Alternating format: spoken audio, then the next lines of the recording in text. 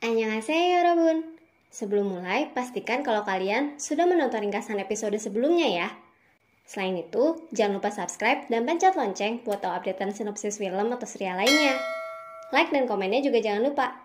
Yuk, tanpa lama-lama kita mulai. Sijak! Sepertinya, Eunbyo memang tahu kalau Yuni menyelamatkannya, tapi ia tidak mengingatnya. Akibat hilang ingatan inilah, ia merasakan kedamaian dan terlepas dari rasa bersalah. Ia juga ingin Sojin seperti itu, melupakan seluruh hal buruk yang pernah ia lakukan agar bisa hidup tenang dan bahagia. Eunbyo paham konsekuensinya. Itulah sebabnya ia berjanji akan tetap menjaga Sojin, sekalipun kedepannya nanti Sojin mungkin tidak mengenali putrinya sendiri. Seokyeong menumpangi kapal Dante secara diam-diam. Itulah sebabnya ia bisa berada di sana. Dante pikir orang yang mengurungnya adalah Seokyeong. Seokyeong pun menjelaskan bahwa bukan ia orangnya, tetapi Logan dan Suryeon. Dante terkejut mengetahui keduanya masih hidup. Ia mencoba merayu, memohon, bahkan berlutut agar Seokyeong membebaskannya. Tapi Seokyeong tidak menanggapinya. Dante kelihatan terpukul sekali atas apa yang ia alami. Terlebih setelah menyandang nama Baek Junki kembali. Ia jadi teringat malam kejadian saat ia menghabisi keluarga Ju Dante asli. Jadi sepertinya Dante tidak berniat membunuh awalnya. Ia hanya ingin menggertak agar ayah Ju Dante asli mengembalikan uang yang ia curi darinya dan Aegyo. Uang yang selama ini Dante dan Aegyo kumpulkan untuk membeli rumah di Seoul. Namun ayah Dante asli malah menghinanya, membuat Dante geram dan akhirnya membunuhnya. Dante tidak bisa pasrah saja dengan keadaan.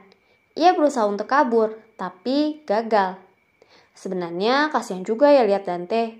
Dia orang baik-baik awalnya, tapi gara-gara ayah si Dante asli, hidupnya jadi kacau. Logan meminta Alex untuk menjaga Junki dan Bunhong. Sekalipun keduanya sempat berkhianat, Logan tetap mengasihani mereka. Bagaimanapun, Junki adalah korban Ju Dante. Ia pernah kehilangan segalanya selama 27 tahun. Bunhong juga sama. Rupanya, ia adalah korban kekerasan yang mencoba kabur, lalu mengalami gangguan jiwa setelah kehilangan anaknya. Logan ingin memberikan mereka kesempatan. Ia ingin keduanya menjalani pengobatan dan rehabilitasi. Baru setelahnya, ia memikirkan apa yang akan dia perbuat pada mereka. Wah, bijak juga ya Logan. Lalu, ia meminta Alex membantunya lagi tentang satu hal. Setelah Dante menjadi buronan, konstruksi Chong-ah diterpa masalah keuangan. Di sanalah Alex melakukan perannya. Ia setuju membeli konstruksi Chong-ah seharga $3 miliar dengan satu syarat. Sojin tidak boleh terlibat dalam satu saja bentuk kriminalitas.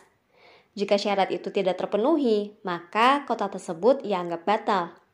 Ia juga meminta bahwa ambil alih konstruksi Chong-ah ini diumumkan pada saat pelantikan Sojin sebagai ketua grup Chong-ah. Sojin senang banget. Ia merasa satu persatu masalahnya terselesaikan. Kini hanya satu yang tersisa, Rona. Sojin sengaja memberikan tip pada wartawan bahwa Rona menyuap pianis saat mengikuti audisi pusat seni Chong-ah, sehingga wartawan mengerubungi tempatnya. Untung saja ada Mari dan Jenny yang membantu Rona mengusir para wartawan. Sojin juga menemui Rona untuk menawarkan beasiswa belajar ke luar negeri, tapi Rona menolak. Masih ada hal yang harus ia lakukan, yaitu membersihkan nama ibunya. Rona tidak sebodoh itu. Ia tahu kalau Sojin sedang berusaha menendangnya. Malahan Rona cukup cerdik. Ia sengaja mengundang wartawan ke pertemuan mereka tanpa sepengetahuan Sojin. Di mana selanjutnya ia memperlihatkan rekaman black box mobil Yuni pada awak media. Rekaman yang memperlihatkan bahwa Sojin sampai ke TKP saat Yuni masih hidup. Sojin bahkan bekerja sama dengan Yuni untuk mengeluarkan Eunbyo. Artinya kan Yuni sudah pasti bukan penculik Eunbyo. Hal ini tentunya menimbulkan kecurigaan. Media kini justru balik mempertanyakan sikap pasif Sojin terhadap kasus Yuni.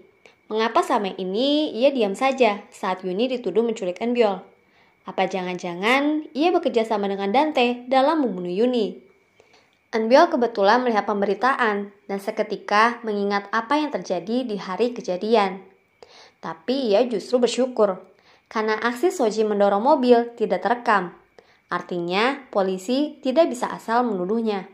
Sekretaris Do memberitahu Sojin bahwa video tersebut bersumber dari Bunhong dan dalam bentuk keseluruhan, alias tidak ada bukti yang dapat memojokkan Sojin. Namun Sojin tetap tidak tenang. Berkaca dari kejadian Junki sebelumnya, Sojin curiga kalau Bunhong juga menjual video tersebut pada Dante. Ia khawatir kalau Dante akan muncul kembali dengan bagian akhir rekaman black box di genggamannya. Dante kan gencar sekali mencari cara untuk menjatuhkan Sojin.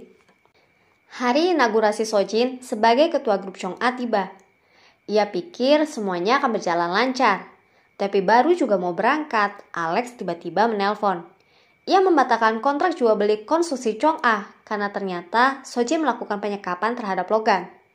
Lalu begitu keluar unit apartemennya, Mari ternyata sudah menunggu. Ia mengkonfrontasi Sojin dan di akhir membiusnya, sehingga Sojin tidak bisa menghadiri rapat inaugurasi Chong'a. Saat siuman, Sojin ada di ruangan penyekapan Logan bersama Suryon. Syoklah dia, kok Suryon masih hidup? Makin syok lagi saat Suryon menunjukkan video lanjutan dari rekaman black box yang beredar. Di sana terbukti bahwa Sojin mendorong Yuni hingga terjatuh. Suryon mengancam Sojin. Jika Sojin tidak kunjung mengaku, maka Eunbyul yang akan menanggung semuanya. Bukan hanya Eunbyul saja, Sojin juga akan kehilangan semuanya. Uang, yayasan, grup, pusat seni Chong'a, termasuk suaranya. Surya menyuntikkan sesuatu ke tubuh Sojin, dan suara Sojin sontak menghilang. Sojin pun pingsan. Di saat yang bersamaan, Yunchul ternyata diam-diam menumpangi mobil Eunbyul. Tapi tenang aja Cinggu. Rencana balas dendam bunda dari DKK tidak pernah melibatkan anak-anak. Justru Yunchul membawa Eunbyul ke rumah sakit untuk check up. Ia ingin memastikan kondisi putrinya yang telah mengonsumsi obat-obatan berbahaya. Anehnya, dari hasil MRI tidak ada tanda-tanda gejala demensia pada otak Eunbyul. Eunbyul juga mengaku bahwa ia tidak pernah meminum obat-obatan tersebut. Yunchul pun jadi bingung, lalu untuk apa dan siapa obat itu? Dan kalau benar Eunbyul tidak meminumnya, artinya kan Eunbyul ingat malam kejadian. Kenapa Eunbyul diam saja? Di sana akhirnya terungkaplah. Eunbyul tetap diam untuk melindungi sang ibu. Ia sebenarnya juga tidak enak hati pada Rona dan Yuni. Maka itu, ia meminta Yunchul pergi hidup bersama Rona saja. Biar saja Yunchul menemani Rona, sedangkan Eunbyul tetap bersama Sojin. Sebab jika sekarang Eunbyul pergi, Sojin akan seorang diri. Ternyata selama ini Eunbyul juga sudah sadar ya kalau Rona juga putri sang ayah. Wah, kebayang sih, berat banget jadi Yunchul. Hubungannya bersama mantan istri dan anak-anaknya complicated banget. Begitu kembali sadar, Sojin buru-buru mendatangi rapat inaugurasi. Tapi tidak ada seorang pun di sana kecuali Logan beserta Suryon dan Yunchul. Syok lagi lah dia. 3 orang yang ia singkirkan bersamaan malah muncul kembali di hadapannya dan balik menjatuhkannya. Sojin kini sudah hancur. Dewan direksi sudah memecatnya. Kesepakatan jual beli konstruksi Chong'a gagal dan Sojin harus membayar penalti. Logan juga akan mengambil kembali pusat seni Chong'a, mengingat saham Yuni yang 20% itu miliknya. Seakan belum cukup, Sojin juga harus menanggung hutang-hutang Dante. Sebab sama ini, ternyata Dante menjadikannya sebagai penjamin tanpa sepengetahuannya. Puncaknya, Sojin kini ditangkap polisi sebab dicurigai sebagai kaki tangan Dante. Wah, Suryon, Logan, dan Yunchul puas banget liatnya. Dengan begini, Sojin akan hidup merana sepanjang usia. Ia kehilangan uang, kekuasaan, bahkan terlilit hutang semasa hidupnya. Kalaupun ia memilih mati, Eunbyul yang akan menanggung semua. Gimana? Bikin hidup segan, mati juga tidak mau kan? Rencana Bunda Dari emang brilian banget deh. Ratu memberikan dokumen kepemilikan penthouse dan area 27 di Sikchonsu pada Suryon. Dante gagal membayar seluruh pinjaman, maka secara hukum semuanya kembali menjadi milik Suryon. Nah, ada nih kalimat sang ratu yang kayaknya juga dipertanyakan sama semua penonton penthouse. Apa sih istimewanya penthouse sampai semua orang berebut sampai segininya? Di sini Suryon pun menjelaskan bahwa ia berpikir untuk menghancurkan penthouse agar pertengkaran tidak berlanjut. Maksudnya dihancurkan gimana ya? Di tengah-tengah penyelidikan, kepala Sojin tampaknya mulai bermasalah nih. Obat-obatan yang Eunbyul berikan mulai menunjukkan efeknya. Ia pun dilarikan ke rumah sakit dan penyelidikan mau tidak mau ditangguhkan sampai kondisi Sojin membaik. Sojin akhirnya bertemu dengan Eunbyul. Ia berhasil memastikan kondisi sang putri baik-baik saja. Namun keduanya tidak bisa pulang ke Herapeles bersama.